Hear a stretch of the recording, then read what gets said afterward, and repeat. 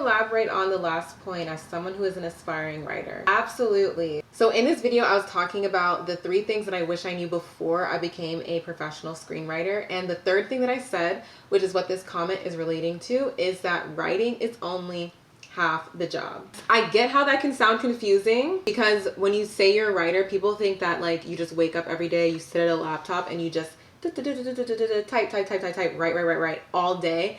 And that's not necessarily true. Like, the amount of time that you spend writing as opposed to doing other things, it's not equal. Most of the time that you're at work, you're actually sitting in a room and you're pitching. So in addition to writing, you also need to know how to pitch your ideas. And that takes a certain skill, right? Because you have to be able to follow and flow with the conversation out loud.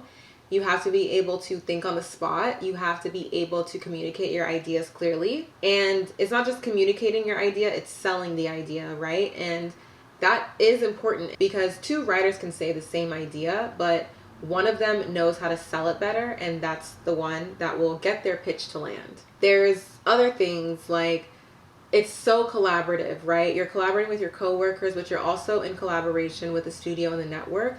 They are the ones who read the scripts and give you notes. And so you have to be the type of person who can receive notes with grace and also implement them. Yes, that skill is also writing, because at the end of the day, you do have to rewrite the script. But even just being able to take a note with grace and like not let your ego get in the way of it, that's an art form. The way that you communicate, if you're going to push back on a note, even that is an art form within itself as well, because you need to know how to communicate with people. So that's also another thing. You're expected to go to set, and when you go to set, you are now a producer, which is a different skill set, right? Because now you're not just thinking about the script and just writing. You have to be the person to communicate to different department heads what you're looking for in terms of the vision.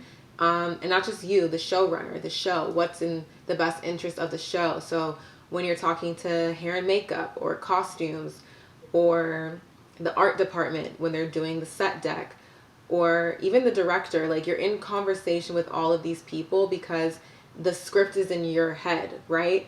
And so you have to be able to tell hair and makeup, well, this is what we thought for this scene. You have to be able to tell art department, no, that's not the right vibe for what we're going for in this set. And you have to come up with comps. You have to, Google different things to send to them and say, actually, this is kind of what we're looking for. You have to be able to cast. We watch auditions and we end up picking the person that we believe is most in line with the character or brings the character to life. And so you have to be able to do things like that. Honestly, there's so much that you do. Even when you are on set and you're watching things on the screen, you know what I mean? You're looking for things in the background. You're also listening to the lines and making sure that the script is being, honored. But you're looking for things in the background. You're looking at continuity and things like this. Even when the director's cut comes in of the episode, you have to watch the episode and give notes. So there's so many other things that you do besides writing. And when I first got into the industry, I was like, I just want to write scripts. I didn't think about all the other things that I would actually need to learn.